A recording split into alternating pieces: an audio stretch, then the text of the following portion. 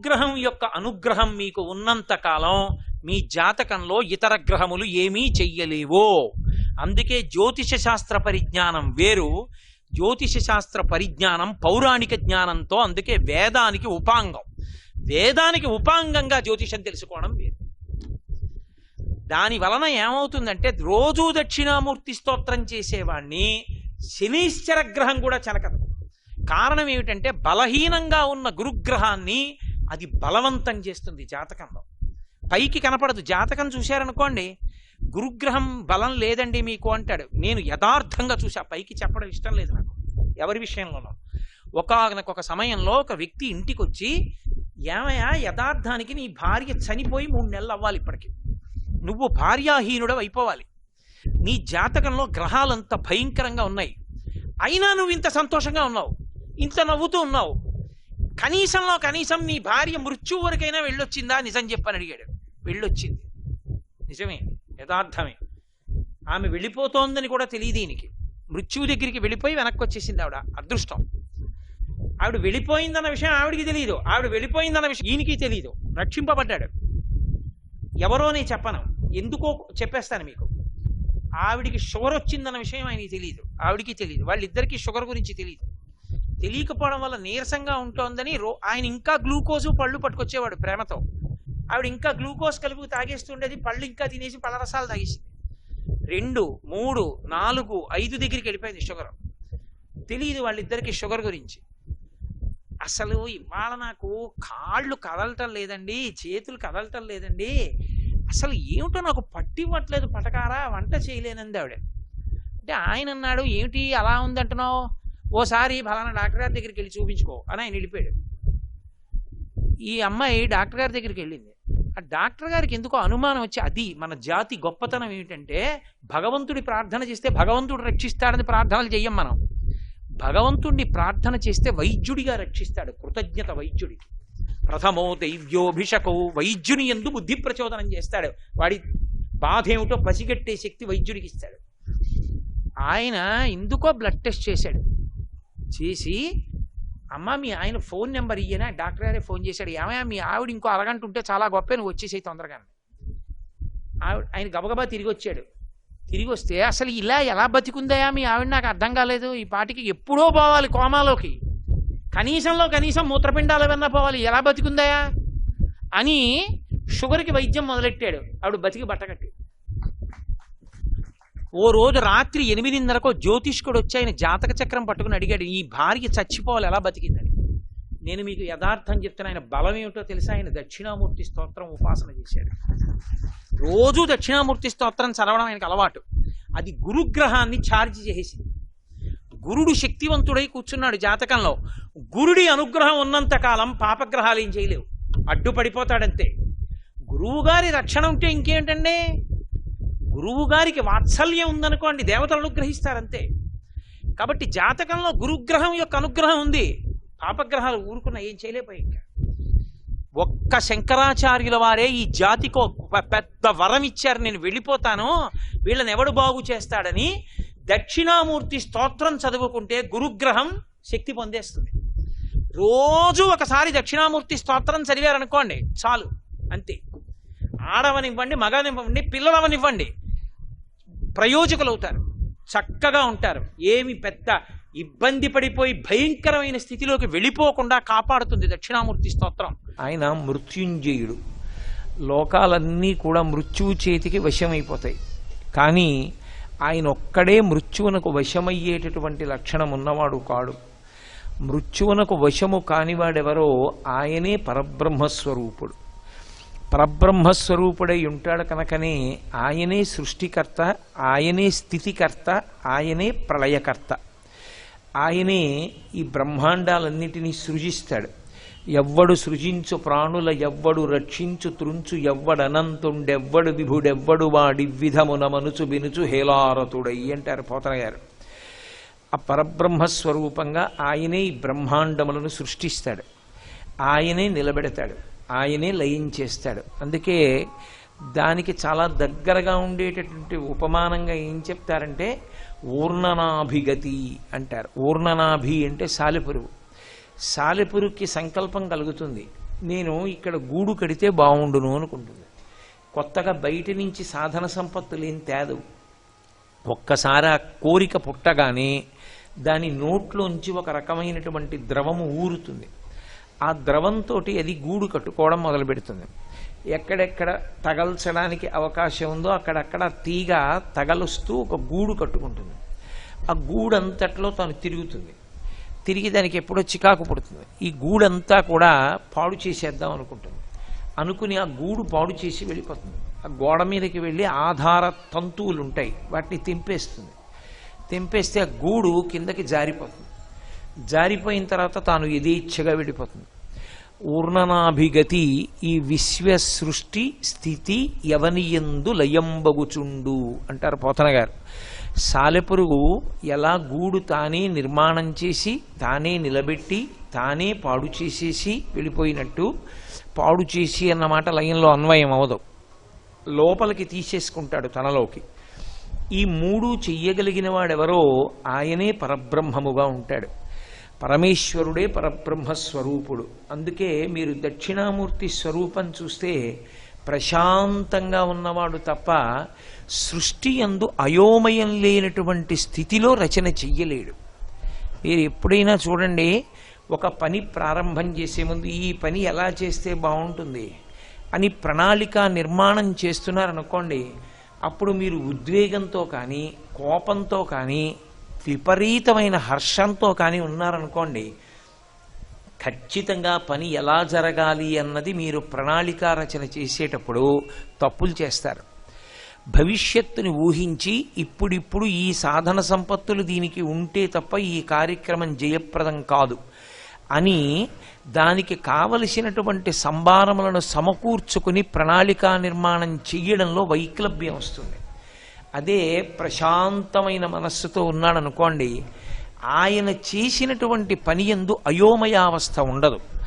సృష్టి యందు అయోమయం కానీ ఏర్పడిందనుకోండి చాలా ప్రమాదం.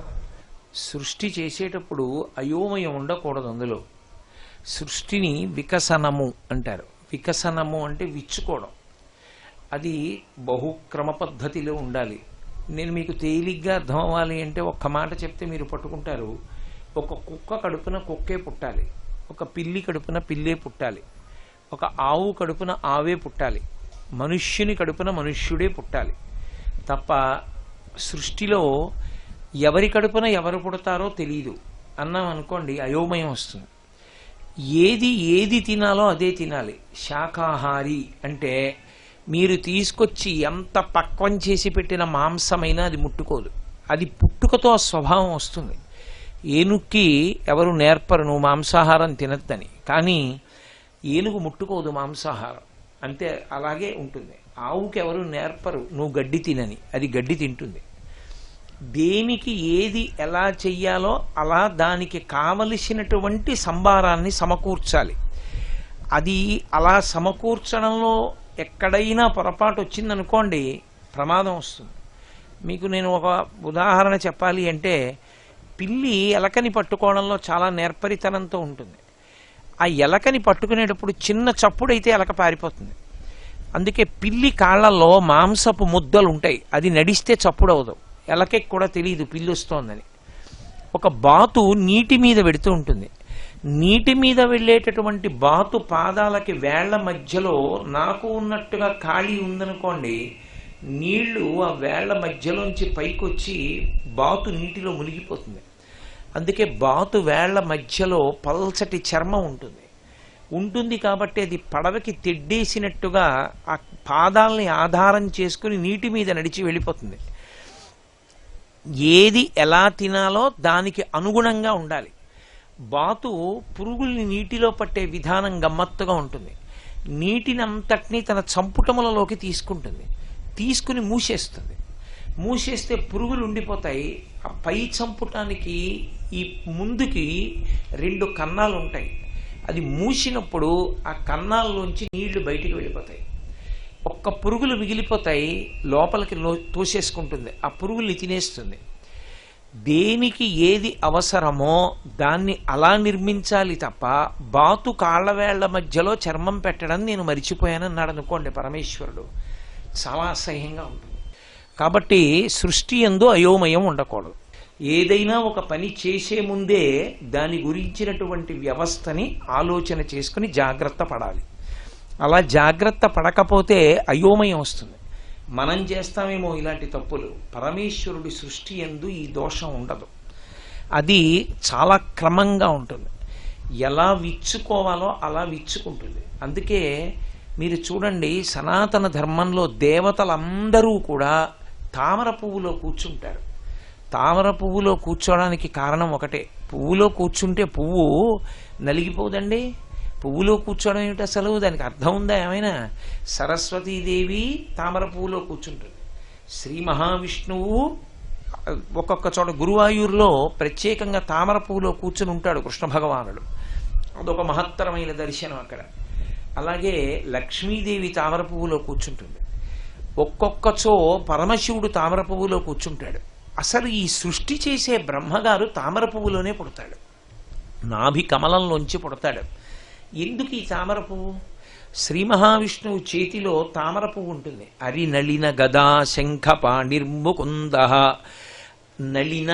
నళినము అంటే తామర పువ్వు. తామర పువ్వు పట్టుకుంటుంది. పరదేవత ఆవిడ కూడా చేతిలో ఎప్పుడూ కూడా ఒక తామర పువ్వుని పట్టుకుంటుంది. అందుకే లలితా సహస్రనామ స్తోత్రం చేసేటప్పుడు ప్రార్థనా శ్లోకంలో సింధూరారుణ విగ్రహాం త్రినయనాం మాణిక్య మౌళి స్ఫురత్ తారానాయక శేఖరాం స్మితముఖీం ఆపీనవక్షోరుహాం పాణిభ్యాం అళిపూర్ణరత్న చషకం రక్తోత్పలం బిభ్రతీం. రక్తోత్పలం ఎర్రటి కలువ పట్టుకుంటుంది. అందరికీ కలువ పువ్వుతోటి సంబంధం. ఎందుకు ఇది అంటే క్రమ వికసనానికి గుర్తు. అది బురదలో పుడుతుంది, కానీ సూర్యకిరణములు పడుతుంటే ఆ మొగ్గ విచ్చుకునేటటువంటి ప్రక్రియ అద్భుతంగా ఉంటుంది. అసలు ఆ తామర పువ్వు యొక్క వికసనము సృష్టి అని మాట్లాడితే అదొక్కటే కొన్ని రోజుల ప్రసంగం. అన్ని తామర పువ్వులు ఒకలా విచ్చుకోకూడదు. ఒక్కొక్కటి నీటి బిందువుని లోపల ఉంచుకోవాలి, ఒక్కొక్కటి ఉంచుకోకూడదు. నల్లకలువ ఉందనుకోండి, నల్లకలువ లోపల చిన్న చిన్న నీటి బిందువులు ఉండి తీరాలి. అందుకే శంకరాచార్యులు వారు అమ్మవారి కంటిని పోలిస్తే ఎప్పుడైనా నల్లకలువతో పోలుస్తారు. దృశాద్రఘీయస్య దరదళిత నీలోత్పల రుచాదవీయాం సందీనం అంటారు. దరదళిత నీలోత్పల రుచా, అందులో నీటి తడి లేదనుకోండి, ఇక కంటితో పోల్చడానికి వీల్లేదు. ఎందుచేత అంటే కంటిలో తడి ఆరిపోయింది అంటే ప్రమాదం, అది శుభప్రదం కాదు. కంటి యందు చమాయింపు ఉండాలి. ఇప్పుడు కంటి యందు చమాయింపు ఉంది అంటే శోభనకరమైనటువంటి స్వరూపంతో ఉన్నారు అని గుర్తు. కాబట్టి ఆ తడి, ఆ ఆర్ద్రత ఉన్నది అని గుర్తు ఏమిటంటే దరదళిత నీలోత్పల రుచా. అన్ని పువ్వులకి అలా లోపల నీటి బిందు ఉండదు. ఒక్క నల్ల కలువకి మాత్రమే ఆ నీటి బిందువులు లోపల ఉంటాయి. చల్లతనం నల్లతనం రెండూ కలిసి ఉంటాయి. అలా ఒక్కొక్క పువ్వు ఒక్కొక్కలా విచ్చుకుంటుంది. క్రమంగా విచ్చుకోవడానికి బాగా గుర్తేది అంటే తామర పువ్వే గుర్తు. అందుకే ఇప్పుడు లోపల యాగశాలలో సర్వతోభద్ర మంటపము అని మంటపం వేశారు. ఆ సర్వతోభద్ర మంటపం ఎలా వెయ్యాలి, ఎన్ని కోణాలు రావాలి, శివార్చన చేసేటప్పుడు సర్వతోభద్ర మంటపం దగ్గరికి వెళ్ళి చూస్తే ఏ దిక్కు వైపు ఏ ద్వారం వైపుకి ఎన్ని కోణాలు ఎలా వికసనం పొందాలి, విష్ణువార్చనకైతే ఎలా పొందాలి, ఆ కోణాల వల్ల ఎలా శక్తి వస్తుంది, అవి కలువ ఆకారాన్ని ఎలా పొందుతాయి ఎప్పుడెప్పుడు, దీని మీద వ్యాస భగవానుడు అగ్నిపురాణంలో విశేషమైనటువంటి వ్యాఖ్య చేశాడు. కేవలం సర్వతోభద్ర మంటపము అని దాని మీద ఒక పెద్ద ప్రకరణం. అంటే ప్రతిదాన్ని కలువ పువ్వుతో చెప్తారు. అంటే అయోమయావస్థ ఉండకూడదు. దేనికి ఏది అవసరమో దానికి తగినట్టు అది ఉండాలి. దాని యందు బలం ఉండాలి. అన్నిటి యందు బలం అక్కర్లేదు. ఓ పంది ఉందనుకోండి, దాని బలమంతా ముట్టికే కావాలి. ఆ మూతి చివరి భాగానికే దాని బలమంతా. మిగిలిన వాటికి దానికి కాళ్ళు అవి అంత బలం కాదు. దాని ముట్టి అపారమైన బలం, భూమిని కూడా తవ్వేస్తుంది. కుక్క ఉందనుకోండి, దాని దవడలు బలం, ఎముకని కూడా నవిలేస్తుంది, అంత బలం దవడది. ఒక్కొక్క జంతువుకి ఒక్కొక్క దాని యందు బలాన్ని ఉంచుతాడు పరమేశ్వరుడు. ఎందుకంటే దాని వలన అది బ్రతుకుతుంది. ఇది క్రమ వికసనము అంటారు. ఈ క్రమ వికసనం చేయాలి అంటే, దాన్ని నిలబెట్టాలి అంటే, దాన్ని ఎప్పుడు ప్రళయం చెయ్యాలో తెలిసి ఉండాలంటే సావధానమూర్తి అయి ఉండాలి. అంటే పరమ ప్రశాంతంగా ఉండగలిగినటువంటి వాడై ఉండాలి. అసలు ఆ ప్రశాంతత లేనివాడు ఇవన్నీ చెయ్యలేడు. అందుకే సృష్టి, స్థితి, ప్రళయం ఈ మూడు చేసేటప్పుడు నేనే విధమైన ఉద్వేగముతో చెయ్యను.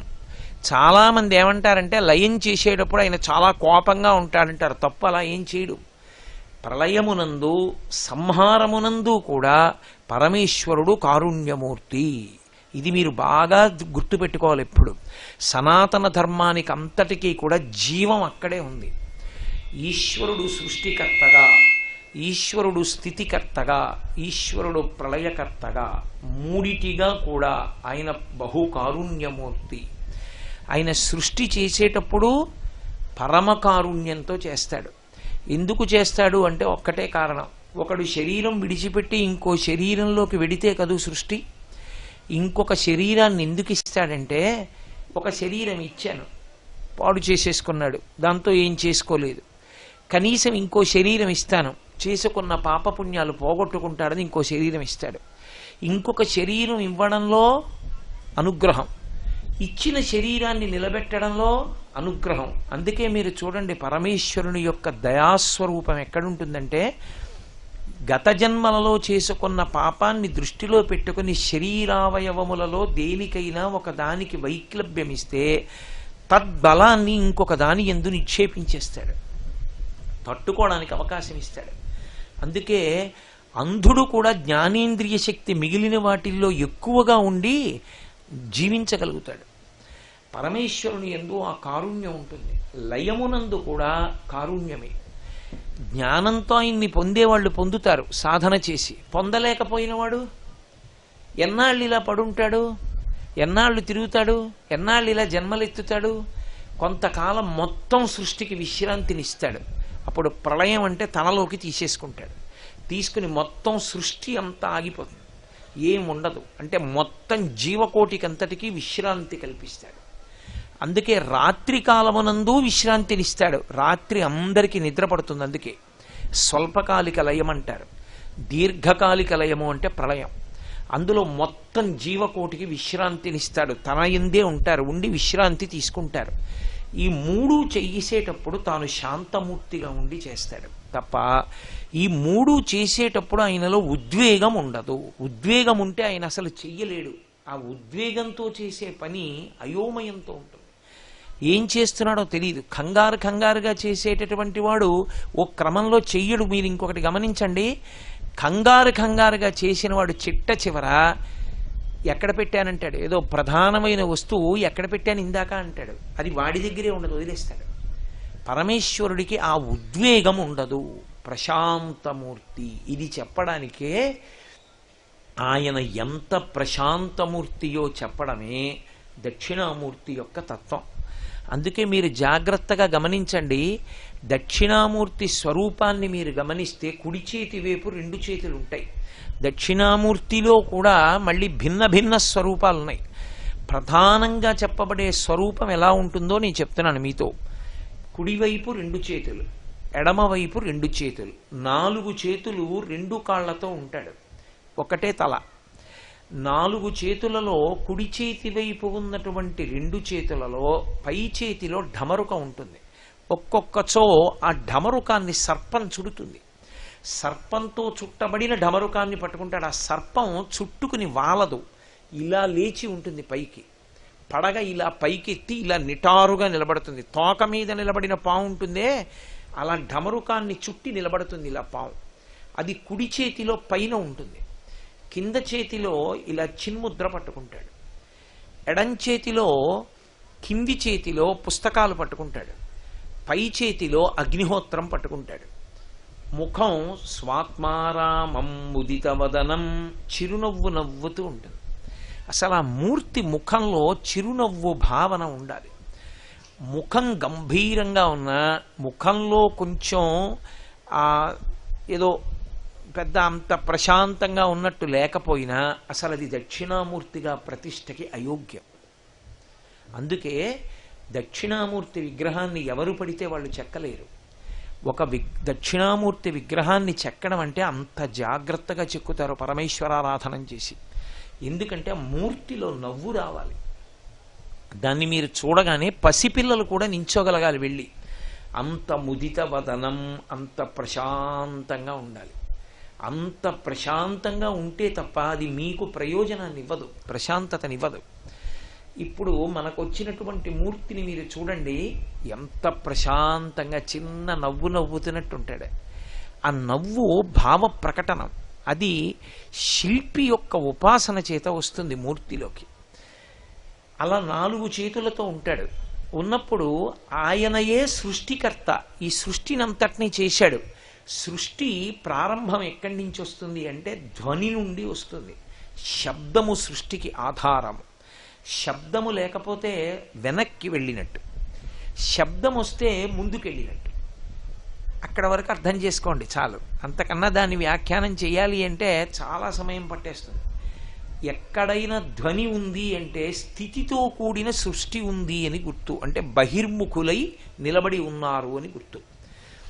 ఎక్కడ శబ్దం లేకుండా ఉంది అంటే వెనక్కి వెళ్ళారు అని గుర్తు. అంటే ధ్యాన అవస్థలో మూలం వైపుకి వెళ్ళిపోతున్నాడు. అన్నీ ఎట్నుంచి పుడుతున్నాయో, ఎక్కడి నుంచి పుడుతున్నాయో దాని వైపుకి వెళ్ళిపోతే వెనక్కి నడక అంటారు. దాన్ని 2 చేత సంకేతిస్తారు. 2 చేత వెనక్కి ఎడతారు. 3వది లేదు. మీరు బాగా జ్ఞాపకం పెట్టుకోవాలి విషయం. ఇప్పుడు నేను చెప్పే మాటలు పతంజలి భాష్యం. 2 చేత వెనక్కి నడుస్తారు. కానీ లోకంలో ముందుకి నడవడానికి మాత్రం ఎప్పుడూ పనికొచ్చేటటువంటివి 7 ఉంటాయి. ముందుకు నడవడానికి పనికొచ్చేవి 5 జ్ఞానేంద్రియములు, మనస్సు, శరీరము. ఈ 7 కలిస్తే ముందుకు నడుస్తాడంటే అది చూస్తాడు, ఇది చూస్తాడు, అది వింటాడు, ఇది వింటాడు, బహిర్ముఖుడై ఉంటాడు. వీటన్నిటితో తెగిపోయి వెనక్కి వెళ్ళిపోవాలంటే 2 చేత పెడతాడు. ఒకటి ప్రాణాయామం చేత పెడతాడు.